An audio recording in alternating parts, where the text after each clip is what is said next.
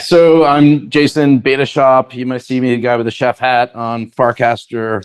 Been an entrepreneur for for 20 years. I've started 7 companies. I've had my fair share of successes. Also experienced failure. I've had one company that had a fantastic exit, and then another company that was a unicorn overnight, and then came crashing down, got crushed by Amazon. Lots of stories to tell. A lot of kind of kind of battle scars.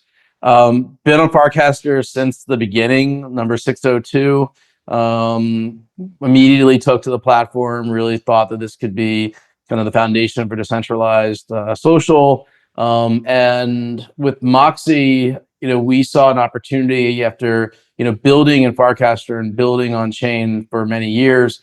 We saw an opportunity, over the summer this year. So I guess started in like March, really focusing on in earnest, but like by the summer of this year, to basically the convergence of things that we'd been working on from 2016. Like 2016, we started outlining what like the future of like the creator economy and on-chain social and social fi could be. And it was way too soon, but we saw like with like the convergence happening now with like things like Farcaster with Base, like so you have layer 2 that can scale and really help developers kind of like accelerate really easily. And then like better wallet technology, like all this thing converging at the same time, and AI as well. And so like just time was right to launch Moxie end of July. And yeah, and we can go into wherever you want to take the conversation. Yeah. Yeah, great. So, and we've spoken before, but that I think is good context for people who are listening who may or may not be familiar with your background or the origin story on Moxie. But Moxie launched as like very much a Farcaster focused project, sort of a way to monetize various elements of the protocol, enabling fan tokens and channel tokens and things like this. What was like sort of the change from when you launched in July to this winter, basically like the last month, as it seems like you've sort Yeah. of expanded beyond Farcaster? Yeah, I'd say a couple things is, if you go back to when we launched it in July, Moxie was kind of like the only game in town when we launched. What I mean with that is like Degen had its run kind of earlier in the year, really peaked in the spring, was in kind of a slump over like the June, July time period. Farcaster itself was in a big slump as well from a usage standpoint in that time period. And so Moxie hit like we were kind of like the only kind of game for about like a month and a half. And like I wouldn't say want to take full credit for it, but we helped bring some life back into Farcaster, frankly. And some of it was like good, and some other things that needed kind of improvements. But like, but we were for I say like August, September, it was like Moxie everywhere. And what we were trying to do is kind of really figure out how do you incentivize people to post high quality content, to build high quality frames. The basic foundational structure of Moxie is it's called fan tokens. So you basically could buy fan tokens of people and communities, brands that you admire, and those individuals and brands and communities can earn rewards through the protocol that would basically accrue to the value of their tokens. And so kind of creating these loops. And then what happened over the course of like, the fall and into the winter is obviously we had this explosion over the last few months where the space got really kind of crowded and noisy. We had kind of the meme coin kind of craze, and now we're into kind of AI coins. And what we did at Moxie is we really felt like our plan all along was to incubate on Farcaster and then kind of see where the market is as to when we should kind of expand beyond it. So we want to be really focused on just Farcaster to start. And we decided, I guess it was like mid-November, that we were going to accelerate our plans to expand across, basically to bring, I call it like bring everyone on chain, right? And to say like fan tokens are for everybody. And whether it's a fan token for your account on X or your account on your GitHub or your LinkedIn or eventually even your TikTok, your Instagram, that we can blow this model out in a major way and kind of really show people kind of the power of kind of like the fan token and the kind of fan to creator kind of economy. And so we really hustled to launch, we call it like kind of expand on Base by the end of the year. It was actually 15 days ago that we did kind of our full Base launch, which as like during the holiday season, like it has just gone like crazy. I mean, like what's happened over the last 15 days has just exceeded, all of our expectations. So we started enabling people to basically to launch a fan token for any account on X, any account that you own. We create a structure where you go on the Moxie website and you can like sign up using those accounts. You also build a Moxie score by kind of connecting all your on-chain and off-chain accounts. And what's happened is, so in the last 15 days, over 18,000 profiles have been created on Moxie. And like to put in perspective, like I was early on Farcaster, but like still Farcaster existed for like a year before I got on, and I was number 602. And like, it took Farcaster like 18, 24 months to get to, 18,000 profiles. We had 18,000 profiles in 15 days on Moxie. And frankly, we couldn't have done that without our experience first on Farcaster and without having built the community and the audience. But I'd say what really happened is like, that was one catalyst of it. The other catalyst of it was that, I mean, just getting out there on Base and just enabling anyone, essentially, like Base is doing fantastic. So like, Base equals like rocket fuel for startups. And so just being associated with Base and be able to kind of create your fan token and your Moxie account for your representing, basically on Base and representing your on-chain activity on Base plus your off-chain socials. That was like one thing appealed to a lot of people. But the other was just we were the first ones to really bring AI to Twitter in a way where anyone can launch basically create your Moxie account, create a fan token for yourself or for someone else with their permission on X without ever even leaving X. So essentially what we created is this, you basically tweet at the Moxie AI and say, hey, I'd like to you're going to create my fan token.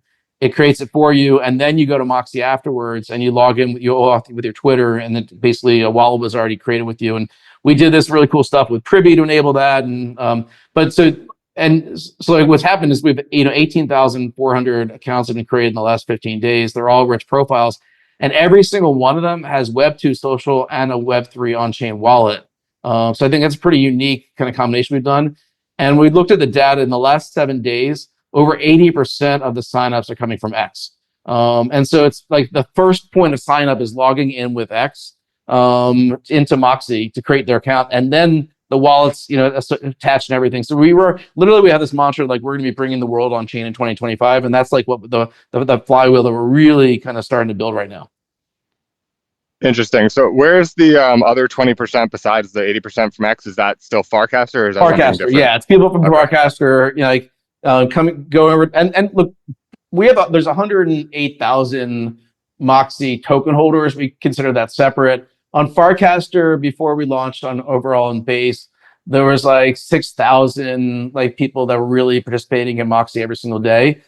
But like not every one of those created a profile on Moxie website, which you had to do in addition. Like what we're counting with this 18,400 is literally they went on the Moxie website and created a profile, or they did it through X. So like there's a lot of other Farcaster users who are still adopting Moxie every day who were using Moxie before. This is entirely new people in the last 15 days who've gone to the Moxie website and created an account. And so like it's been staggering, for us to see this in the first, during the holiday period. I mean, it's like we launched a Base Economy fan coin, which is like, it's a fan coin that gets 10% of all rewards earned on Base. We have this thing called Base rewards, which we can talk about, but it captures 10% that goes to the fans of that fan coin. That's now a $500,000 market cap fan coin, which I know isn't like the millions or tens of millions of dollars of meme coins, but this isn't a meme coin. This is actually something that is like real value to the holders of it, and it continues to accrue value. It's like it never has a bad week. Like it always keeps growing as long as more people are kind of playing the game. And so it's just been an awesome last couple of weeks, frankly. Just like really thrilled as where things are going.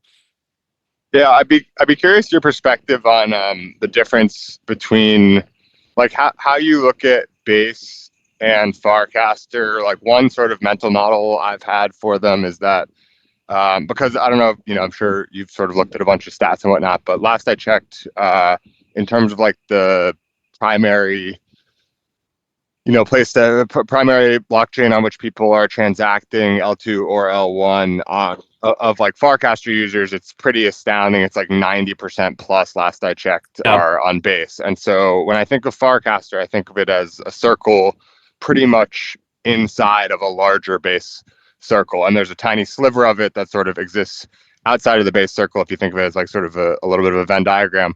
But like the base circle is bigger, the Farcaster circle is smaller, and the Farcaster circle is 90% within the base circle. And then I think about like, so that's sort of like, where do those ecosystems lie in general? Like, how do they intersect and overlap?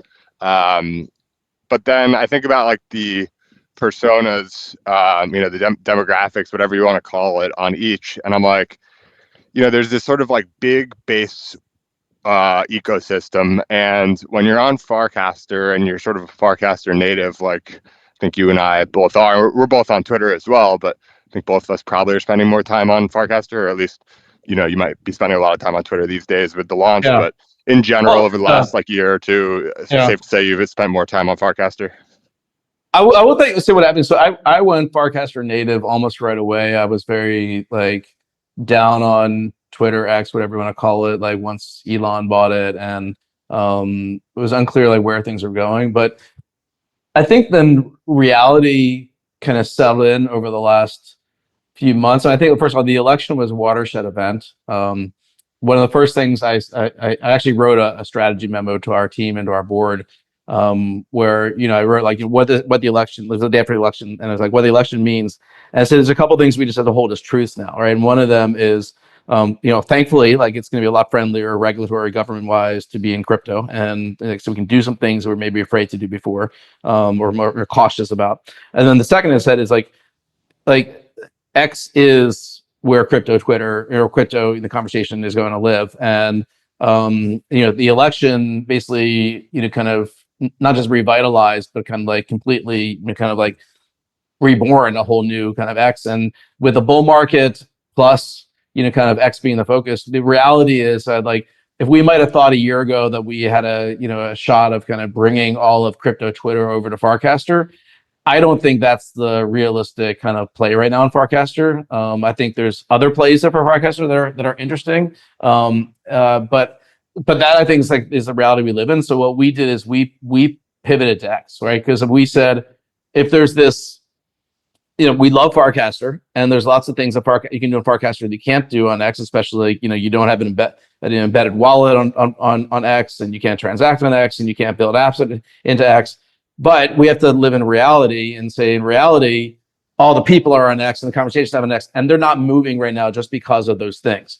And so we got to meet people where they are. Is a really kind of the approach that we took, and live in reality, not live in like the kind of the place where we want the world to be. And so we did a kind of a pivot to X, but also we said, okay, if the Venn diagram, as you were saying, of like Farcaster is very high overlap with base, but the Venn diagram of base is much more overlap with X than it is with Farcaster. It's like Farcaster is a small little circle inside of base, but it's like, almost like you said, like almost everyone on Farcaster uses base, but the inverse is like, let's say like, overall users of base, like only 1% are on Farcaster, active on Farcaster, right? So we got to go.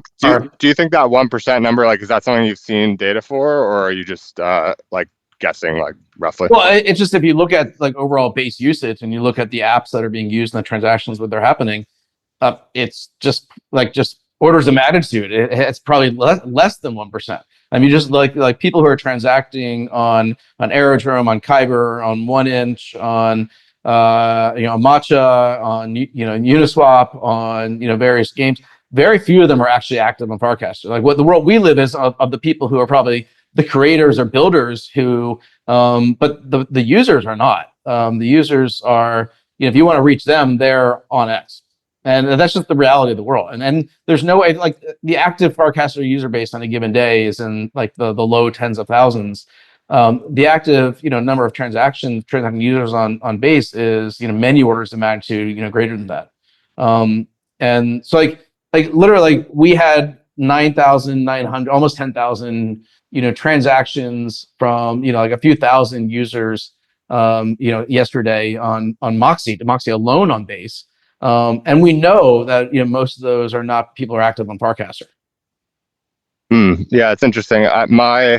That that is something that is a departure from like what I had in my head in terms of the split of base. Like I think of base and the one thing that stands out, which you just sort of alluded to, is that it seems like there's a disproportionate number of builders on base who are on Farcaster.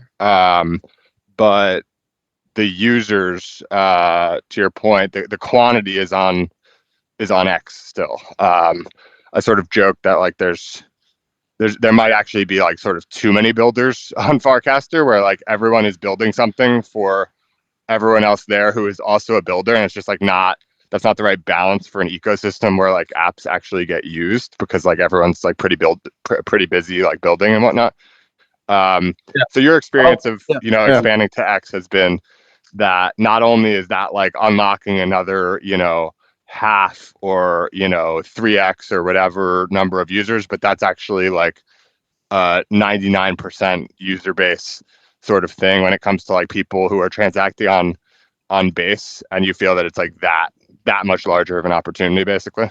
Yeah, and look, we're seeing in the numbers too. Like we're seeing so many accounts now where like the account creation, the OAuth, the first way they log in is with X, not with Farcaster, which is a good thing actually, because when they join Moxie, it also gives us an opportunity to introduce them to Farcaster. So we have within Moxie, there's various ways that you earn rewards, and very prominent is the way that you build your scores and earn rewards by using Farcaster. And so we are seeing increasingly as well, like people who like come to Moxie and they start off with the only thing you see in their profile is an X account, and then you see they also now have a Farcaster account.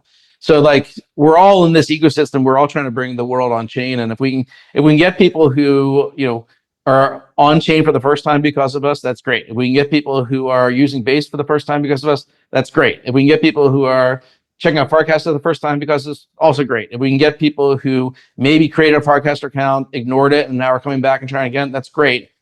Overall, we just want the whole freaking pie to grow, right? Yeah. So that's like, so it's like, and I think also the notion of what is a social network also needs to change a bit. Like Farcaster is like what we've all thought about as the social network, the social graph, and it is to a certain extent over the last couple of years. But like Moxie is now a social network too, and it has a large number of users very quickly, and we have people buying each other's tokens and copy trading. Clanker is like its own social network in some ways. Interface is a very large social network, and so I think we have to think through like the definition of a social network doesn't necessarily mean posting text updates to your friends on a social graph like it was in Web 2. It means all sorts of new things and new primitives in the on-chain Web 3 model. Yeah, that makes sense. And when you guys like sort of started down this path of expanding to X, expanding to Base, was it difficult? Was there anything that you guys sort of baked in from day one in building like the OG Moxie that made it challenging or more challenging than it would have been had you started from a blank slate? Or was it fairly easy to sort of adapt things towards this more global, base-wide model?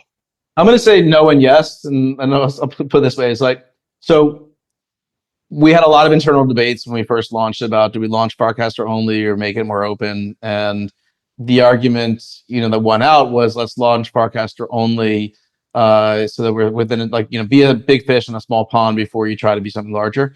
And so what we did is we put some arbitrary restrictions in the protocol, but we built them in a way that which they could always be lifted. Thankfully, right? So thankfully we didn't like hardwire anything entirely. So an example is we had a restriction that essentially it was like a way to say, in order to play Moxie in the beginning, you had to be a Farcaster member. And the way we did that is you had to have a Moxie Pass soulbound NFT, so non-transferable to someone else, in order for you to, participate, basically use the Moxie protocol. And the only place we allowed you to mint that soulbound Moxie Pass was in a frame on Farcaster. So that kind of like said, okay, that was a way just to ensure that we were kind of Farcaster native and specific to start.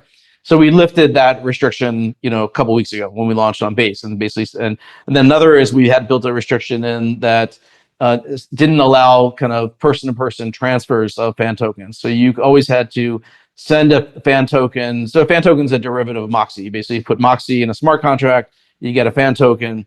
And the way we had set up at first was that you couldn't skirt around the no forecaster only or create secondary markets, whatever it is, by sending fan tokens to other people. You had to always go back to the contract first, and so we also limited that a couple weeks ago as well, to kind of open up.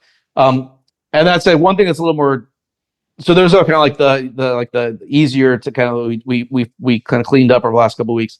A little more, so I'm saying more challenging when we're still working our way through is things like so when the initial bonding curves that fan tokens are on were not very steep in their slope, we didn't want Moxie to be perceived as overly speculative, which in hindsight was a mistake. And frankly, some of that thinking was we wanted people really focused on the utility of fan tokens less than just the kind of monetary speculation. We really focused on creating more, like the focus being create more utilities for fans, create more utility for fans.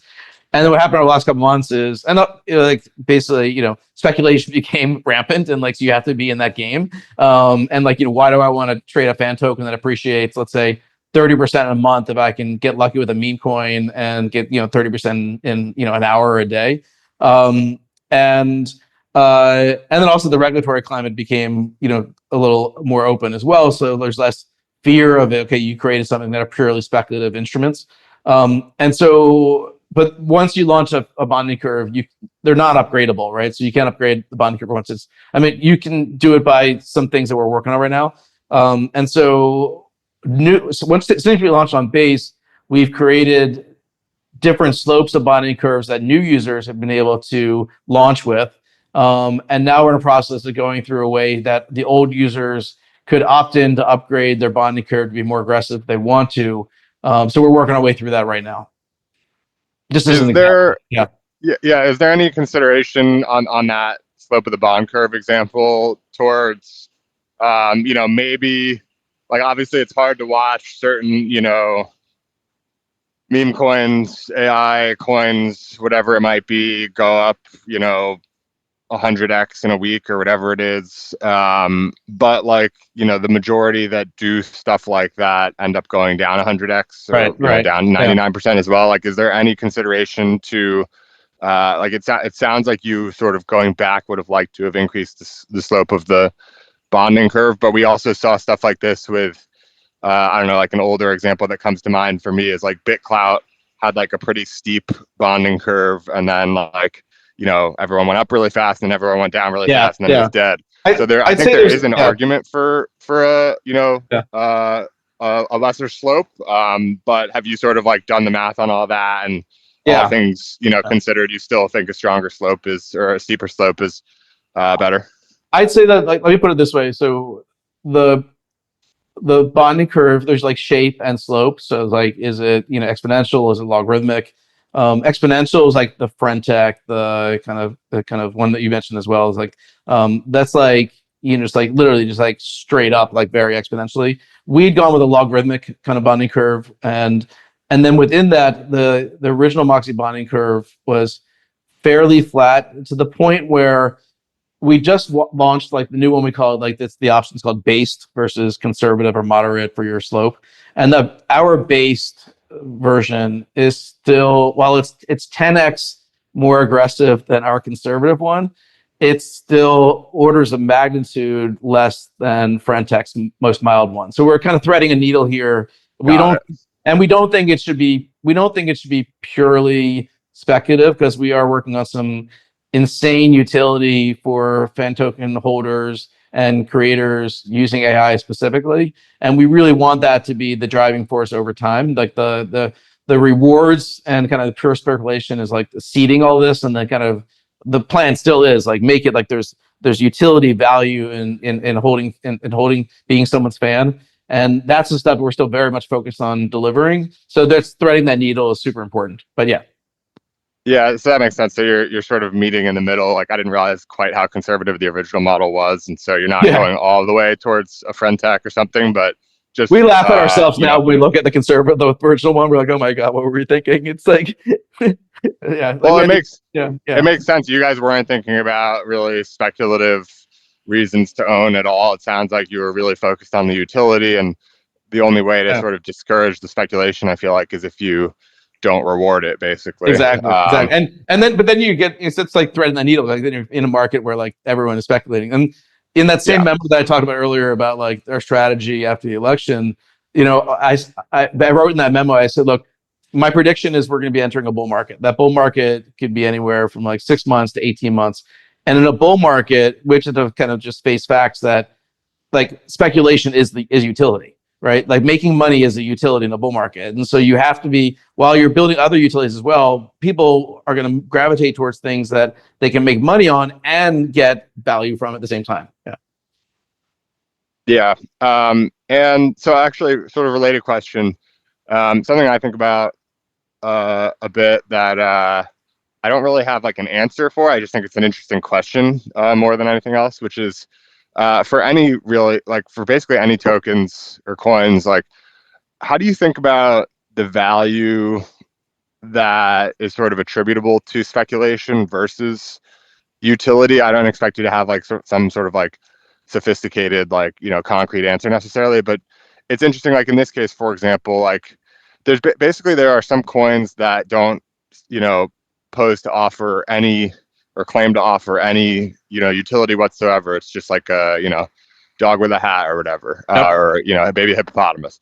And then there's, then there's coins that do claim to offer utility or that they will offer utility in the future, but seemingly the valuation of the token for some of these things gets to a point where like it's clearly beyond, the utility that exists or really that could possibly exist. It seems that there's like sort of a meme / like speculative, premium on it, and that premium may be worth well more than, as a percentage of the market cap, that might be like well more than the sort of utility piece of it. And there's also, I think, a reasonable argument to be made that in some cases, utility actually almost serves as like a ceiling on the valuation, because if it's purely speculative, purely a meme, whatever, then it just is, it's worth what people believe it's worth, and there's sort of that is, that can be whatever it is, because we've got a dog with a hat that's worth 2 billion or whatever.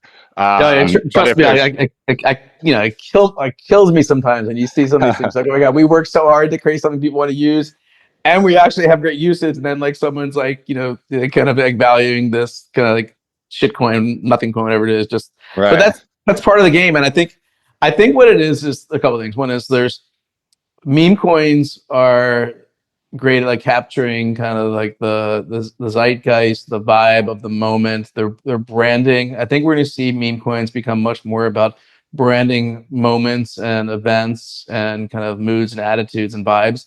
And then there's things that are like really like driving utility platforms. And then the kind of the blending of the two is like that sweet spot where it's like it's speculative but utility. And like if you look at like, I think so, if you look at what happened over the last few months, you had like Pump.Fun basically was the story. Like there were two stories of 2024. It was Polymarket and Pump.Fun. And Pump was the story, but now Pump's been very quickly overshadowed by Virtuals and AI16Z. And what's going on with both of those is like, okay, these are speculative instruments that like the coins that are being created on Virtuals, they look like almost like VC investments. It's like, you don't know which of these are going to work. You're betting on like a little bit about the team or what the concept is, but you build a basket of them because if one of them works, it basically pays back like the entire kind of portfolio. It very much reminds me of like early stage VCs, what's happening in Virtuals right now. So you have that combination of like people are building utilities, and it's super hyper speculative because it's so early, you don't know which one's going to work. And so it's kind of a perfect storm is what that one is right there. Yeah, Virtuals is a good example, I guess, of one of these things that's like, you see a bit about it on Farcaster, but it's really, that's happening almost purely, I would say, in the base ecosystem outside of the Farcaster subcircle. Would you agree? Absolutely. Yeah. And then if I saw someone yesterday who hadn't like had never seen a Farcaster before, is like a new, and they're like, why isn't everyone talking about Virtuals here? Because that's where I think, you see like Woj, he's been talking about this, like if Farcaster is really going to be the town square for, let's say, things happening on chain or things just happening on base, the number of topics and diversity and density of topics that are discussed needs to, multiply by like, hundreds X, thousands X. Like essentially it's like there's like a conversation at a time on Farcaster that's not very deep and not very interesting for the most part. No offense, but and then you go over to X, and like if you want to like dive into virtuals, if you want to learn about AI16Z, if you want to learn about the competitors of them, it's happening in the moment right now. Yeah, it's I don't know. I see what you're saying, and like certainly there's just way more volume on everything and every dimension on X. But I think the it's hard for me to say because I don't spend quite as much time like digging into some of these things on X, but it feels like there might be more sort of like explainer threads that are like kind of clickbaity and whatnot, and like the people who are sort of their job is to like dissect these things on a daily basis, and like that's fine, and I feel like you can find that on X for like basically anything, including a whole laundry list of coins or projects that are just kind of like, I don't know, pretty low quality basically. And obviously they exist for the high quality, like the virtuals as well. Like I said, I would prefer to have had like a lot more exposure to content about virtuals probably, because to your point, that is sort of like maybe one of the biggest things on base right now. And I haven't really had that exposure on Farcaster, but also I'm sort of protected from a bunch of exposure to a bunch of crap that I don't really care about. And I feel like some of the, like Degen, for example, one of the biggest market cap coins on base was Farcaster first, obviously got the attention, beyond Farcaster as well. But like, there's been no shortage of sort of like talk around Degen, and the same could be said for Moxie as well. Obviously, I'm sure there's X content going on now, but like Farcaster will sort of see these new things. Clanker being another one, like it'll see these new things. It will be the talking point. And to your point, it's kind of like it feels like there's one talking point sometimes, but I do feel like the same is kind of true on X. Like, the old meme about like the current thing, which was kind of crazy. Like we have this huge global, communications network, and somehow we're all talking about one thing like every day. So I think there's some sort of human nature to that, and maybe the problem is more like if there to the extent that there is a problem. I think it all sort of comes down to we just need like sort of more people on Farcaster at the end of the day. But the Clanker thing is funny too, though, because not funny, but like interesting. Like first of all, kudos to the team, like amazing job, right? And like they just nailed it. But if you look at like, so Clanker became the thing on Farcaster. Why? Because everyone was suddenly making money and front running the rest of the market. And so it's like we might like talk all like cute and like Heidi Flighty that like Farcasters like about real substance and not about not about the money. Bullshit, right? Like bullshit. Yeah. Like literally, like the whole thing that took off because everyone in Farcaster suddenly figured out a way to make money, and what they did with Clanker was front run everyone else. That's literally what they did, right? And then the reason why Clanker has kind of had like a little kind of slowdown is because like, people figure out how to game that too, right? Just the front run, so you have the snipers, and now everyone's like, okay, well, I don't want to get I don't want to lose the snipers, but I can go play virtuals as like a little mini VC. So like everything moves in waves here. Yeah. Yeah, I actually, this whole sort of, we don't care that much about money sort of notion. I hear you that it's, it's something that sort of seems to be a bit of a thing on Farcaster, but I actually feel like that was and has been sort of a part of the base, culture or whatever you want to call it for, since base has existed, that it's not that, we don't care about money. But it's like Solana, like there's no question, these people on Solana, they're, they want to make money, and there's like no shame. There's no, it is what it is. And I don't think there should be shame. Like it just, people want to make money. People want to make money. It's great. And on base, I feel like from day one, and this is not like a critique as much as, it's just an observation that I feel like it's just been less money oriented. It's been more about, how many people can we bring on chain? What sort of things can we build on chain and all these things? And these things are good. But I think, with all of those things, they sort of distracted from what has to date been, the biggest draw to bring people into crypto, not necessarily on chain, but, buy their first Bitcoin, buy their first Ethereum, not like a full one, obviously, but, buy pieces of these things, whatever. It's always been, for the vast majority of people, the the first thing that brought them in on the first place was like, oh, my friend made a bunch of money on this thing. I'm going to put some money in and see what happens. And then, you fast forward a few years, they've made a little money on the stuff. They started to dig in a little more. They started to naturally become, learn more about it and become more interested as a result of learning more about it because they hold a little bit. And then, maybe 3 years after buying their first piece of Bitcoin, they go and they get the Coinbase wallet app and they're actually like sort of transacting on chain or whatever. Yeah. And that's sort of like the story. So like money as an entry, I think has been the thing for, again, not everyone, but some people have got in it for art and they want to collect NFTs, whatever. But like even a large portion of those, it's still about the money. And so I think Base, in addition to Farcaster, like both of these sort of ecosystems are sort of making a turn right about now. And maybe it's because, like you said, we're sort of entering a bull market where, making money is sort of the thing historically, among other, cool utilities and whatnot. But I feel like both Base and Farcaster are finally like, you know what, like, let's stop like bashing making money. Like making money is kind of the point of a lot of this. And obviously we're hoping that we're going to do some other stuff as well. And that this is actually going to be valuable, not just like a giant casino. But, the casino is a part of this. And like, so we need to kind of embrace some of that. And so I think that both Base and Farcaster are sort of shifting towards that. And I think to your point, Clanker, in terms of the Farcaster side of things, was one of the first demonstrations of that, I feel like. I think a couple I think you're spot on this. And like, this is something that I've talked to Jesse a lot. And then, like, I was so happy when I saw, he posted, I think end of the year is like one of his like looking back on 2024, he said one of his observations was that he didn't appreciate, or one of his learnings, but he didn't appreciate enough how much kind of trading and making money is just a critical aspect of onboarding people to crypto and getting people excited about crypto. And I think that like it's naturally come from like a builder's mentality. You think about like, bring people on chain, and it means like use products. But like the entry point, because these products are all based on money, right? So the entry point is, is helping them see that, okay, your friend's making some money or someone's doing something that like and it's okay, right?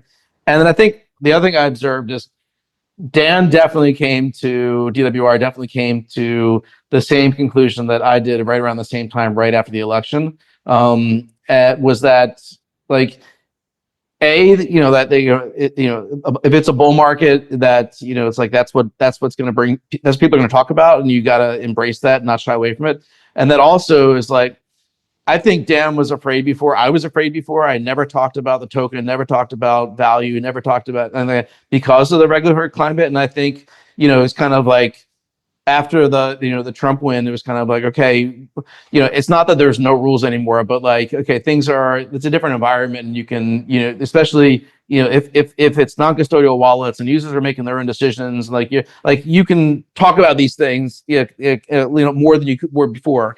Now, I do think, last one I'll say on this is, I think there's a very big difference between casino and investing. And with crypto, they blur together sometimes. But like some of and I'm not picking on Clanker pumped out fun. To me, that's a lot of that's casino, right? It's like you're basically just placing a bet on like some random event as to which one might, become like the meta for the moment, knowing that 99.99% of them are going to die over time. Virtuals is more like playing investor, right? Virtuals is saying, okay, I'm going to look, I'm betting on teams and products that I find are interesting, knowing some of them might not work, but these are actual products that I'm betting on, not just zeitgeist. Yeah, I think even on Clanker, it's far more sort of product oriented than pump fun. I don't disagree with, your argument that a lot of both of them is more or less casino, more like sort of pure meme coins where most of them are going to die. But, some of the top coins on like on Clanker, you think of like Anon, where they just released like a client. Before that, they had Anoncast. I'm going to talk out of school for a second though, because like I'm older than most people on Farcaster. Sure. Can I tell you, this is like I'd say the third cycle that I've lived on, where every single cycle has some moment where everyone's excited about an anonymous social network. It happens every time, and it just it never wins out. Like there'll be some excitement about it. It'll have some like a moment of it, but like there's a reason why social networks are built around like personalities and real people, and like something else might come out of Anon, like we're at a ZK. But no, I'm gonna like say Jason's gonna say I've never said it publicly on Farcast. Will say it. It is not going to be a $1 billion kind of product or even $100 million product around anonymous shit posting. Absolutely not. Yeah, I hear where you're coming from. I haven't seen as many cycles or as many attempts at this. I remain, cautiously optimistic that there will be some sort of anonymous social network. Not necessarily, but like to your point, most of these things, at least the ones that I've seen, sounds like the ones that you've seen, devolve into anonymous shit posting. And, I've seen this since back, I'm trying to remember the name of the thing, but when I was like in college, there was like one of these things that like, everyone on campus could like, Yeah, exactly. Yeah. I tweet remember anonymously.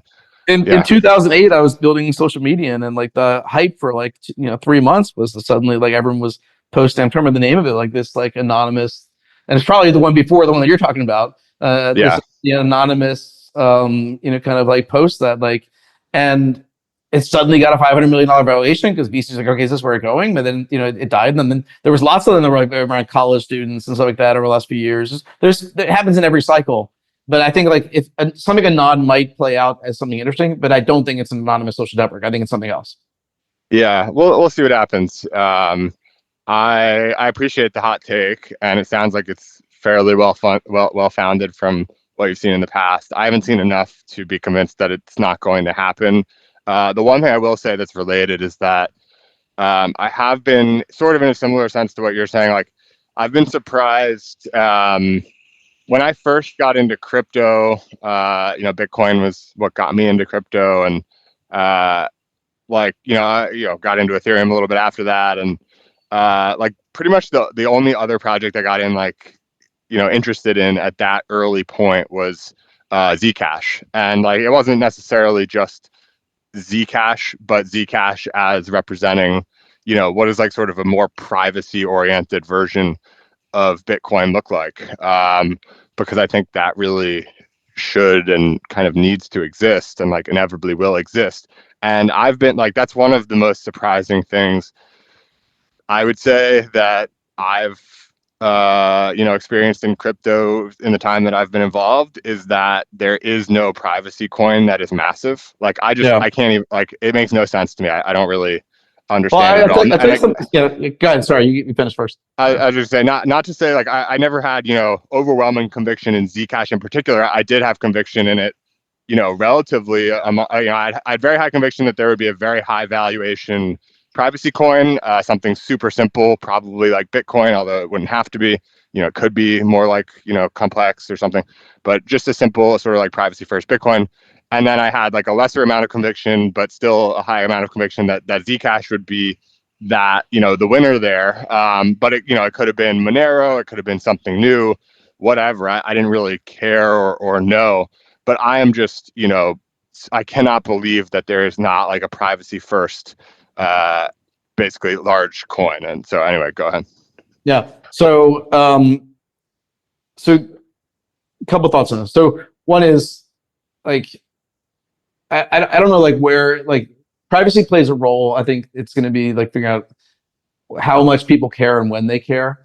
I'll give you like one observation I have is like, so I mentioned we've had like, it's like 18,500 people create Moxie accounts. They're connecting their X, they're connecting their Farcast, they're connecting their LinkedIn, their GitHub, they're connecting their wallets.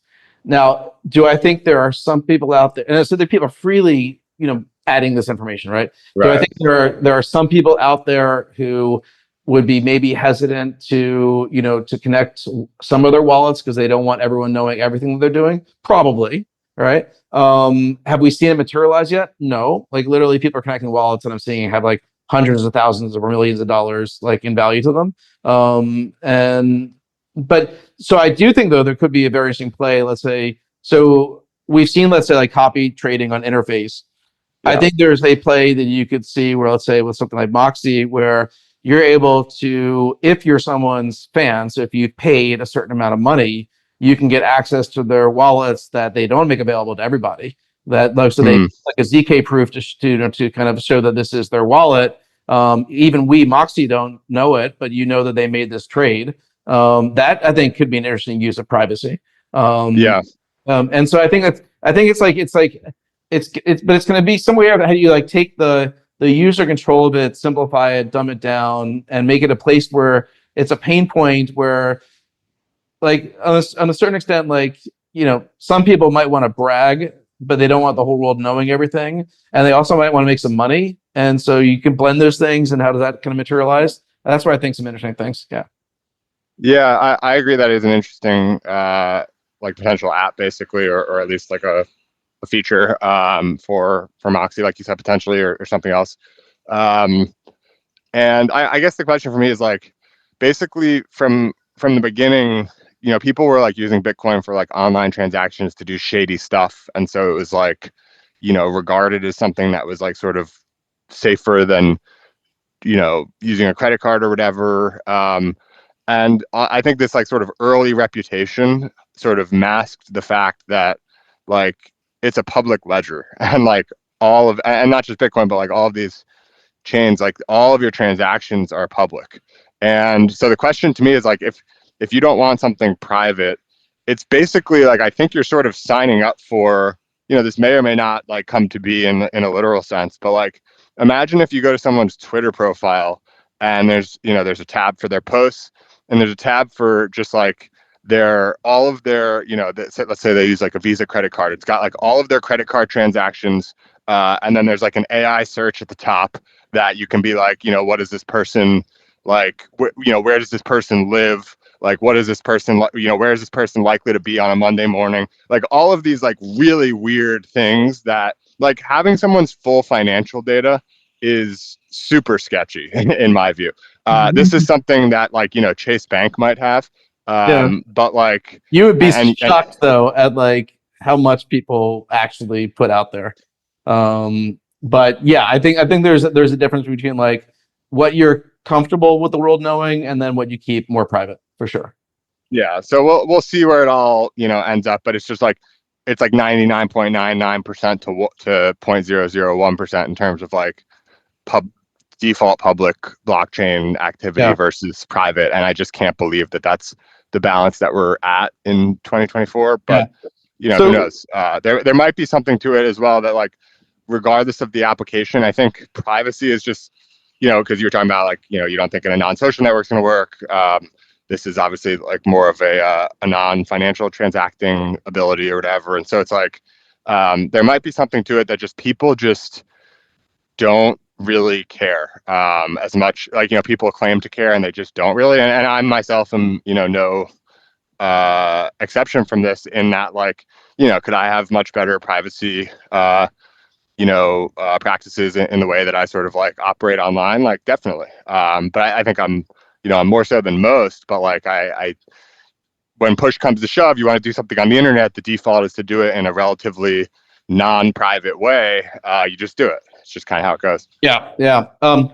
So let me tell you about some things that we're working on that are like where we're headed with this and somewhat related. Yeah. So we're really excited about the convergence of AI creators, fans. I don't know even know the right name for the yet, but it's like AI agents for real people. And one of the things that we've been working on, which is showing a lot of promise, is one is, let's say if there's people that you admire or you look up to in kind of social world, and today if you want to kind of very quickly get a sense for them across, let's say, what they're doing off chain and on chain, you got to do all that yourself, like the different places, right? And so an AI agent that helps you get that like in a second, and collapse it, and then to have super agents that cut across that. So like, okay, the 50 people that I'm a fan of, here's what's happening now. And so that's something that we're working on and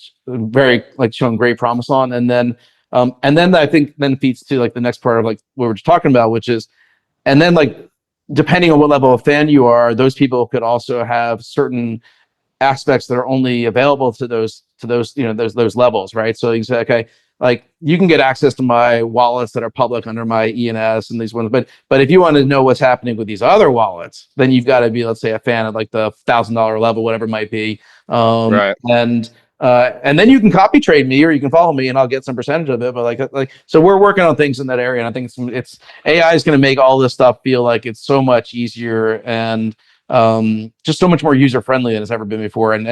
Like what we can do in like a couple seconds right now, it like would take people manually like, a few hours to piece together and still not have a full sense of it. Is your sort of expectation that, or the goal that fan tokens will roughly be like the token for basically every individual on the internet? Obviously, like not literally, it's like a huge number of people, but basically like the people that you get, like, is the idea that this is their personal token, not just some like sort of Moxie intrinsic thing, but like this is the token for people, and if you sort of like them and think that they're going to be more successful in the future, you go and buy their fan tokens? Or is it sort of an offset that's more related to special perks like within the Moxie, within Moxie built products and features?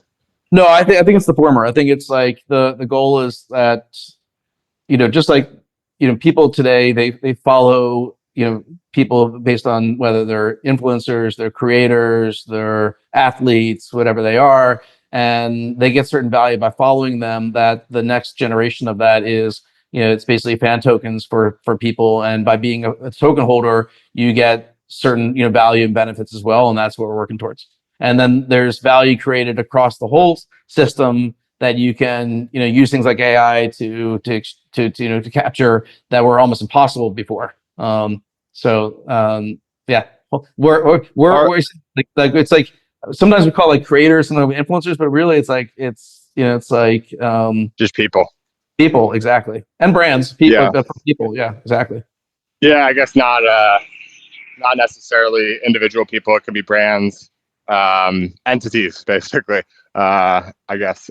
So anyway, I know we're coming up on time, but I am curious, and then take some time to anything else that you want to mention that we didn't get to, obviously. But my last sort of question is like in regards to, I feel like this is more than just moving from Farcaster focus to more broadly. I feel like this focus on like creating tokens for all individuals and other entities like companies or brands or whatever, and like having people be able to invest in them as fans, like I feel like it is a reasonably significant shift from how Moxie launched, and it all makes sense given all of the factors that you mentioned. You can't know who's going to win the election. You can't know various things that happen, and so taking the new information, making these adjustments, I think it all makes sense. But are there any sort of prior experiments more in this realm of like sort of investing in individuals, or basically what you guys are trying to build now, the most useful sort of like precedents or comparables where you can either learn from things that worked or learn from things that didn't work? Are there examples within crypto or otherwise that have been the most informative or most interesting to you, or are you guys operating from more of a from scratch basis and there's not too much relevant for what you guys are trying to do?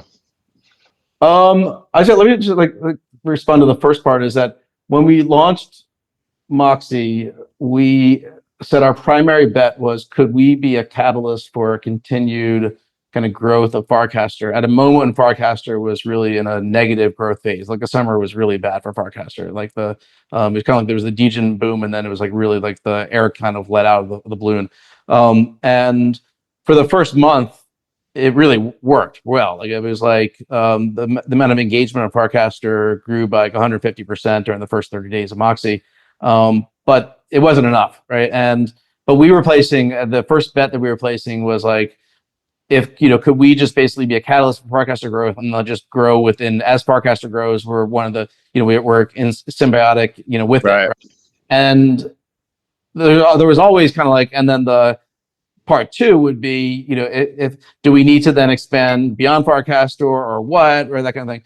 And and what we did is we just, for all the things we talked about earlier today, is we flipped the script, right? We saw, because of the election and because of kind of the bull market, because of all the the rise of base and all this other stuff, we said, flip the script. Let's just go the other direction. And the growth engine is not a thing anymore. It's just on the other side of the equation, basically. Exactly. And but like we couldn't have done like we couldn't have flipped that script if we didn't first go through the experience we had, right? So Right. we brought so much was already built that we were able to kind of bring with us. We also like we couldn't have done it without like partnering with Privy. Like they've been essential to this, right? If Privy didn't exist, like the stuff that we're doing on X with AI just wouldn't be possible. And working with talent and like the basic stuff. So like there's so many pieces that come together that make this possible at this moment in time. And the I still, it's like I have not in any way given up on Farcaster. I want Farcaster to be the place, but I also have a responsibility to build, a multi-billions worth of value for everyone involved in Moxie, and I'm going to go wherever I need to make that happen. Yeah, that makes sense. And then so to and that's definitely a better sort of framing than how I said it. It really is sort of a flipping of the script, where it's expand beyond Farcaster now as a means towards growing Farcaster rather than growing with Farcaster and maybe expanding later. What about that other piece around, informative projects that have existed, maybe failed before, or, are existing and succeeding now? Anything in particular that you're drawing from, or nothing that sort of stands out? I'd say we're at this moment in time where you always want to say like, is there anything that we want to learn from previous things? But like, I think Marc Andreessen has said this over and over again. Is like if you look at like the .com crash, almost like 99% of the ideas that came out of the .com crash actually became good businesses the second or third, fourth time around. It just at building the right product at the right time. But like, and I think it's like learning what you apply new technology with a kind of a glance towards what's been done in the past, but mostly focus on creating something new that people need. I will say with AI, it's much harder to just like say, okay, well, ask users what they want, because users don't even can't even comprehend what's possible. So it's more, I think you're now in a mode of you build something, show it to people, and see how they react, versus and try to build a POC very quickly, frankly, versus the previous model might have been find something that people need and build towards that gap. Now it's like find something that you can make 1,000 times easier, better, or that which wasn't possible before that people might want because of AI, and jump on it, prove it, and then show people and see how they react to it. Yeah, I think that's a good take. I've always been sort of skeptical of this idea with consumer products anyway, that people even know what they want anyway. And now in a world where a lot more is possible and difficult to foresee, it may even be more so the case, to your point. Yep. So anyway, appreciate all the time. It's been great talking with you as always, and looking forward to seeing how Moxie continues to evolve from here. And keep up all the great work, and wishing you all the success. Awesome. It was a great conversation. Really appreciate it.